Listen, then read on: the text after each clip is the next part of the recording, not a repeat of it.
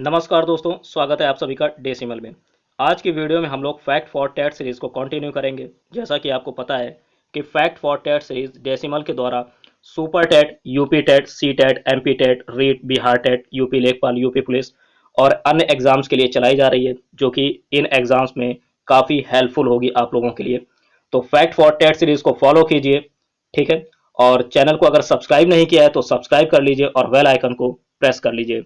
और साथ ही साथ आप लोग वीडियो को लाइक भी कर सकते हैं, अपने दोस्तों में शेयर भी कर सकते हैं। तो वीडियो को लाइक भी कीजिए और शेयर भी कीजिए। तो चलिए शुरू करते हैं फैक्ट फॉर टेट सीरीज। और ये भी बता दूं कि फैक्ट फॉर टेट सीरीज की बाकी वीडियोस भी आपको चैनल के प्लेलिस्ट में मिल जाएंगी। फैक्ट फॉर टेट सीरीज के नाम से प्लेलिस्ट है। आप चैनल पर जा करके फैक्ट फॉर टेट सीरीज डालिए, पूरी प्लेलिस्ट देख डालिए। निश्चित तौर पर सुपर टेट, यूपी टेट में यहां से इन वीडियोस को अगर आप देख लेते पूरी प्लेलिस्ट, तो आपको 20 से 25 नंबर कवर हो सकते हैं, ठीक है। 20 से 25 नंबर आपको कवर हो सकते हैं। तो फैक्ट फॉर टेट सीरीज की प्लेलिस्ट आप लोग पूरी वॉच कर लीजिए, ठीक है। और इनके प्लीज आप लोग नोट्स भी बना लीजिए। जरूर आपको यहाँ से 100% मदद मिलेगी, ठीक। काफी क्वेश्चन आपको एग्जाम में देखने को मिल सकते हैं फैक्ट फॉर टेट सीरीज अगर आप पूरी प्लेलिस्ट देखते हैं तो, ठीक है। तो चलिए शुरू करते हैं फैक्ट फॉर टेट सीरीज को, आगे कंटिन्यू करते हैं। तो आज का फैक्ट फॉर टेट सीरीज में पहला फैक्ट है, देखिएगा, पहला फैक्ट है कि डीजल लोकोमोटिव कारखाना कहां स्थित है। प्रश्न पूछा जाएगा डीजल लोकोमोटिव कारखाना कहां स्थित है। तो राइट आंसर होगा, आप राइट आंसर वहां पर क्लिक करेंगे, वाराणसी। वाराणसी को राइट आंसर आप लोग सेलेक्ट करेंगे, ठीक है।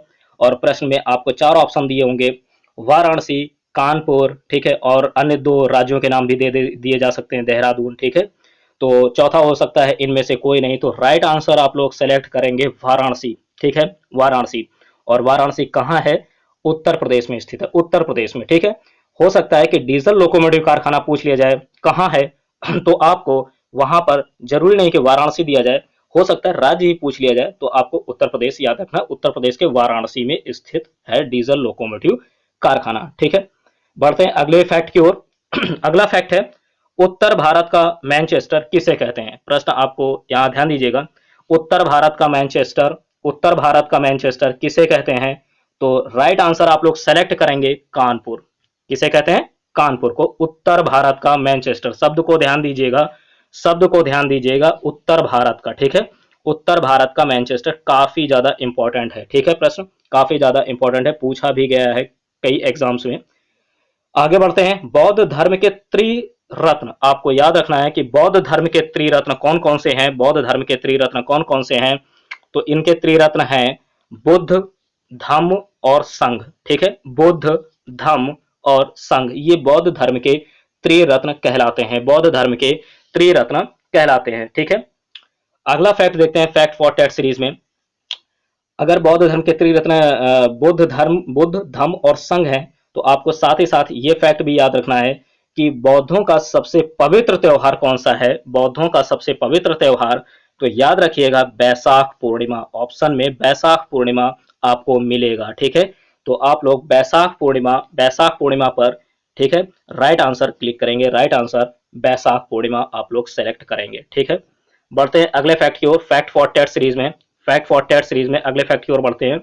अगला फैक्ट है, अगला फैक्ट है, धनबाद को कोयला नगरी के नाम से भी जाना जाता है। प्रश्न पूछा जाएगा निम्न में से कोयला नगरी के नाम से किसे जाना जाता है। निम्न में से कोयला नगरी के नाम से किसे जाना जाता है।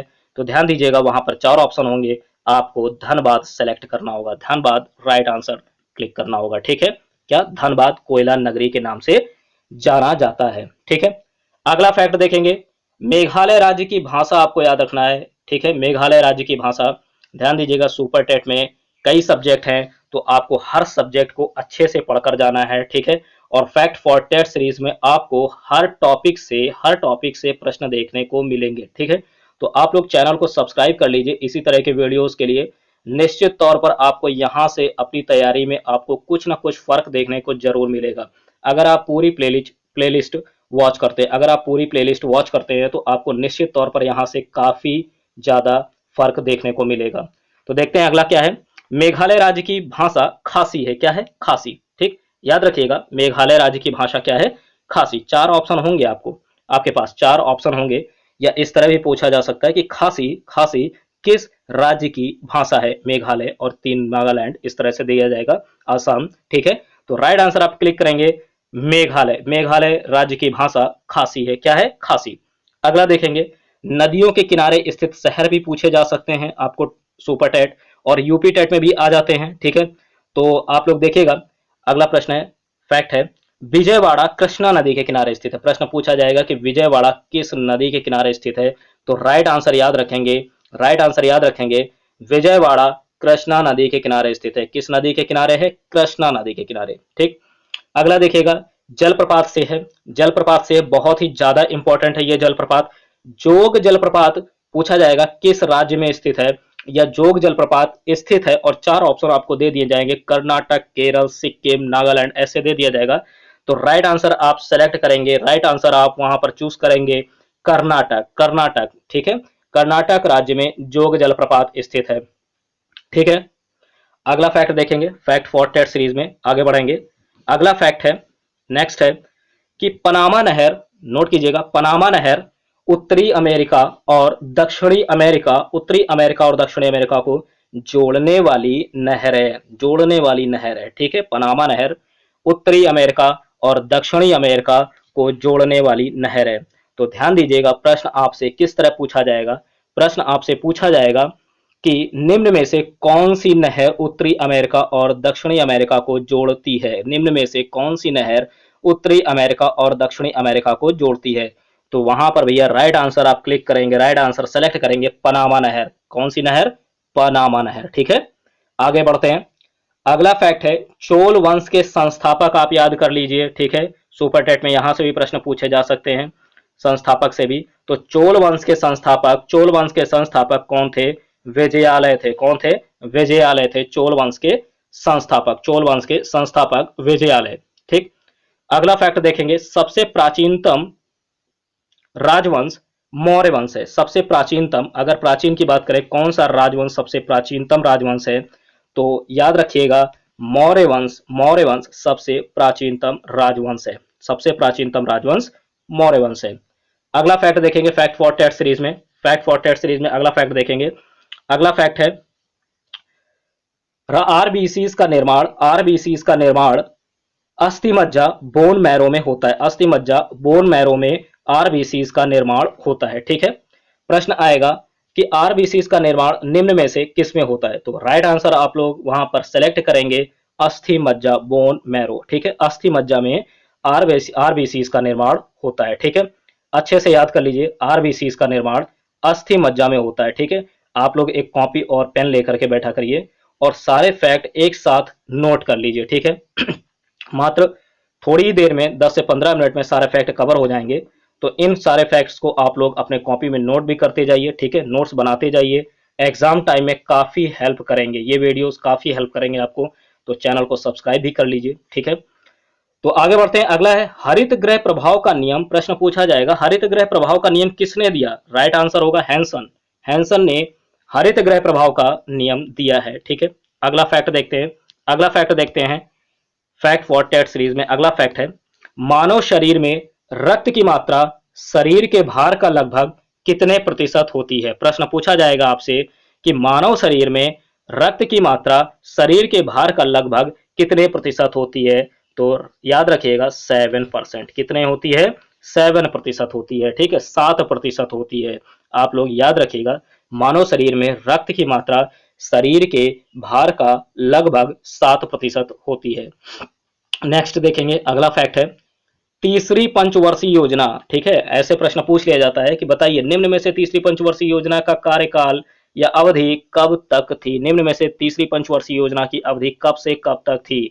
आपको ऑप्शन दिया जाएगा 1951 से 1955, 1955 से 1960, 1961 से 1966, 1966 से 1970, ऐसे दे दिया जाएगा। चार ऑप्शन होंगे। तो आपको तीसरी पंचवर्षीय योजना का कार्यकाल भैया याद रखना है 1961 से 1966 तक, 1961 से 1966 तक तीसरी पंचवर्षीय योजना का, ठीक है, अवधि, तीसरी पंचवर्षीय योजना की अवधि 1961 से 1966 तक थी, ठीक है। 1961 से 1966 तक। और इसके साथ ही इसका उद्देश्य भी याद रखिएगा कि तीसरी पंचवर्षीय योजना का उद्देश्य क्या था। ठीक है, कभी कभी अवधि ही ना पूछ करके, ठीक है, उसका समय ना पूछ करके कि कब से कब तक था, ये पूछ लिया जाता है कि इसका उद्देश्य क्या था। ठीक है, जरूरी नहीं कि आपसे अवधि ही पूछी जाए, आपसे इसका उद्देश्य भी पूछा जाएगा। तो आप उद्देश्य याद रखिएगा, अर्थव्यवस्था को आत्मनिर्भर बनाना, अर्थव्यवस्था को आत्मनिर्भर बनाना तीसरी पंचवर्षीय योजना का उद्देश्य था। अब देखिए, इस प्रश्न को ऐसे भी बना सकते हैं, दे दिया जाएगा स्टेटमेंट आपको कि अर्थव्यवस्था को आत्मनिर्भर बनाना किस पंचवर्षीय योजना का उद्देश्य था।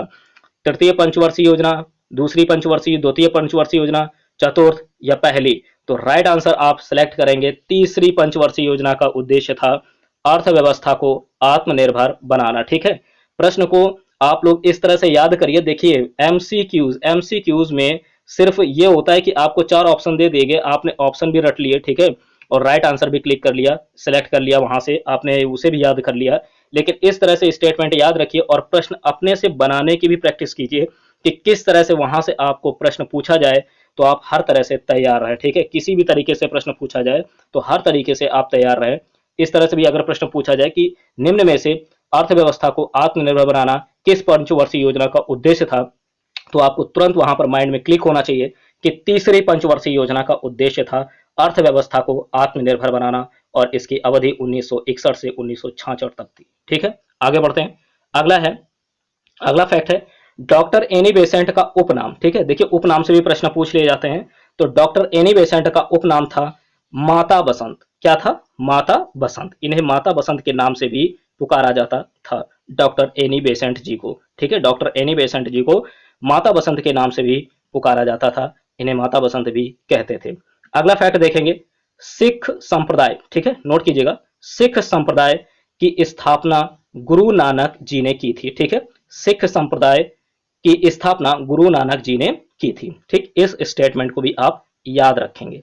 अगला फैक्ट देखेंगे, अगला फैक्ट है फैक्ट फॉर टेट सीरीज में। नेक्स्ट है झारखंड राज्य का निर्माण, झारखंड राज्य का निर्माण 15 नवंबर 2000 ईस्वी को हुआ था। 15 नवंबर 2000 ईस्वी को झारखंड राज्य का निर्माण हुआ था। आपसे प्रश्न पूछ लिया जाएगा झारखंड राज्य का निर्माण कब हुआ, 4 ऑप्शन होंगे, 15 नवंबर 2000 ईस्वी आपको सेलेक्ट करना है। अगला है गामा किरणों की खोज किसने की थी? बैकुरल ने की थी। किसने की थी? बैकुरल ने गामा किरणों की खोज की थी। ठीक है, अगला फैक्ट देखेंगे, ठीक है, यहां पर याद रखिएगा, आविष्कारक से भी देख लीजिएगा, गामा किरणों की खोज बैकुरल ने की थी। अगला है अस्थायी लोकसभा अध्यक्ष को क्या बोलते हैं? Pro tem speaker. क्या बोलते हैं? Pro tem speaker. और इनकी नियुक्ति भी याद कर लीजिएगा, राष्ट्रपति। कौन करते हैं इनकी नियुक्ति? राष्ट्रपति जी करते हैं। अस्थायी लोकसभा अध्यक्ष को प्रोटेम स्पीकर कहा जाता है और इनकी नियुक्ति राष्ट्रपति जी करते हैं। ठीक है, नेक्स्ट देखेंगे, अगला फैक्ट है फैक्ट फॉर टेट सीरीज में, रक्त दाब मापने वाले यंत्र को क्या कहते हैं? 4 ऑप्शन होंगे भैया, 4 ऑप्शन होंगे, रट लीजिए। रक्त दाब मापने वाले यंत्र को स्फिग्मो मैनोमीटर कहते हैं। स्फिग्मो मैनोमीटर कहते हैं रक्त दाब मापने वाले यंत्र को। आपसे ऐसे भी पूछा जा सकता है कि स्फिग्मो मैनोमीटर से नामक यंत्र का उपयोग किस लिए करते हैं? तो राइट आंसर रक्त दाब मापने के लिए करेंगे। ठीक है, रक्त दाब मापने के लिए करेंगे। अगला है, देखिएगा, कंप्यूटर से है। स्नोबॉल का full form of snowball, SNOBOL। तो राइट आंसर याद रखिएगा, इसका फुल फॉर्म होगा स्ट्रिंग ओरिएंटेड सिंबॉलिक लैंग्वेज। ठीक है, नोट कीजिएगा, स्ट्रिंग ओरिएंटेड सिंबॉलिक लैंग्वेज। ठीक है, स्पेलिंग का विशेष ध्यान रखिएगा, string oriented symbolic language, string oriented symbolic language. ठीक है, ये स्नोबॉल का फुल फॉर्म है। अगला देखेंगे, नेक्स्ट फैक्ट है, अगला फैक्ट है आर्यभट्ट अंतरिक्ष में 19 अप्रैल, आर्यभट्ट अंतरिक्ष में 19 अप्रैल 1975 ईस्वी को छोड़ा गया। ठीक, प्रश्न पूछा जा सकता है कि आर्यभट्ट आपको अंतरिक्ष में कब छोड़ा गया? तो आर्यभट्ट अंतरिक्ष में आपसे पूछा जा सकता है कब छोड़ा गया, तो राइट आंसर सेलेक्ट करेंगे 19 अप्रैल 1975 ईस्वी को। अगला प्रश्न, अंतरराष्ट्रीय न्यायालय का मुख्यालय कहां पर स्थित है? तो याद रखिएगा, अंतरराष्ट्रीय न्यायालय का मुख्यालय द हेग, नीदरलैंड में स्थित है। द हेग, नीदरलैंड में स्थित है। अगला फैक्ट देखेंगे खेल से है। जिम्नास्टिक में पूछा जा सकता है खेल से संबंधित, जैसे कि दे दिया गया कोई खेल और पूछ लिया कि इसमें खिलाड़ियों की संख्या बताइए, तो याद रखिएगा, ऐसे जिम्नास्टिक खेल में खिलाड़ियों की संख्या कितनी होती है? 8 होती है, 8 होती है। ठीक है, जिम्नास्टिक खेल में खिलाड़ियों की संख्या 8 होती है। दादा साहब फाल्के पुरस्कार का प्रारंभ कब किया गया? तो याद रखिएगा 1969 में दादा साहब फाल्के पुरस्कार का प्रारंभ किया गया। ठीक है, तो ये थे फैक्ट फॉर टेट सीरीज में इंपॉर्टेंट फैक्ट। अगर वीडियो पसंद आती है तो लाइक कीजिए, शेयर कीजिए और चैनल को सब्सक्राइब कीजिए इसी तरह की वीडियोस के लिए। मिलते हैं नेक्स्ट वीडियो में, तब तक के लिए जय हिंद, जय भारत।